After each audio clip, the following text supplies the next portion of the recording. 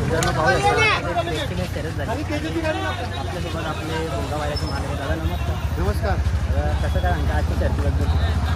शर्यत मैत्रीपूर्ण जमली होती. अंबरनाथ तालुक्यातली बैलं होती. दोन्ही चारी बैलं आपली घरचीच आहेत. मैत्रीपूर्ण लढत झाली आणि पहिला गाडी खाली गेली होती तर हुशार मामा न बोलता दुसऱ्या माणसाने हुशार बोलून बैलं त्यांची सुटून गेल्यानंतर परत बऱ्याच गोष्टी घडल्या. त्यानंतर कमिटीने डिसिजन घेऊन परत दोन्ही गाड्या पळवायला खाली पाठवल्या आणि दोन्ही गाड्या खाली गेल्या, पळायला सुटून आला आणि भुंगा आणि लखन दोघांनी विजय प्राप्त केला. आणि विजय प्राप्त केल्यानंतर पब्लिकचा प्रेम खूपच होता, कारण की बैलांची आवती होती, एवढी पब्लिक होती की आतापर्यंत आज ज्या गाड्या जिंकल्या त्यांच्या होत्या आवती होती, एवढी पब्लिक होती. पण भुंगाच्या आणि लखनच्या खूप प्रेक्षकांचं प्रेम होतं. प्रेम आहे लोकांचं. मी वारंवार आमच्या लोकांना पण सांगतो का जी चाहते आहेत तर चाहत्यांना फोटो काढून द्या. पण चाहते एवढे जास्त असतात बैलाला, म्हणजे पूर्ण हे काढून ठेवतात. पण काय मला कोणाला बोलता येत नाही. आणि आमच्या जी समोरची जी माणसं आहेत त्यांना पण आम्ही बोलून देत नाही, कारण की त्यांच्यामुळे आज हा बैल पळतो आणि गुलाला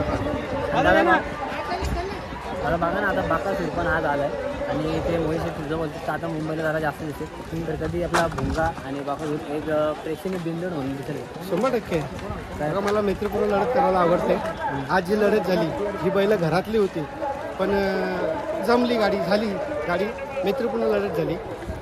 तशी मैत्रीपूर्ण आपली लढत असते. मी वारंवार आमच्या मुलांना पण आता जल्लोष करत होते तर मी शिव्या दिल्या का घरातली बैल आहेत, कोणाला ते जल्लोष करू नका, कारण की ते जितलं तरी आनंद तेवढाच झाला पाहिजे, आपण जितलं तरी आनंद तेवढाच झाला पाहिजे आपल्याला. दादा आता जी तुमची विरुद्ध गाडी होती ती मी पहिल्या बाईकमध्ये जे आपण सकाळी बाईक घेतली ती तर तुम्ही बोलले की एक प्रेक्षकांसाठी लढत ठेवलेली. काय प्रेक्षकांचीच लढत होती. घरातली बैल आहेत. भुंगा पण आमचे त्यांचे घरातले वडील पासून संबंध आहेत आणि ती प्रेक्षणीय लढत झाली आणि मैत्रीपूर्णच झाली. आता आपण मौच्या अड्ड्यात एक बाईट घेतली त्या बाईटमध्ये तुम्ही बोलले की आपल्याला फायर आणि भुंगा जेणेकरून प्रेक्षकांची इच्छा असेल तर 26 जानेवारीसाठी एक फेरा काढण्यात येईल. पण आज मोठी गाडी जमली तरी हा फेरा काढली लवकरच. आपले फायर आणि भुंगा बैलाचे मालक लक्ष्मण ड्रायव्हर पण आज आत्ता भेटले. ते मला माहीत पण नाही ते आले त्याबद्दल मी त्यांचं खूप मनापासून अभिनंदन करतो. खाली सोडायला होते फायर पळायला गेला होता, गाडी जमली होती.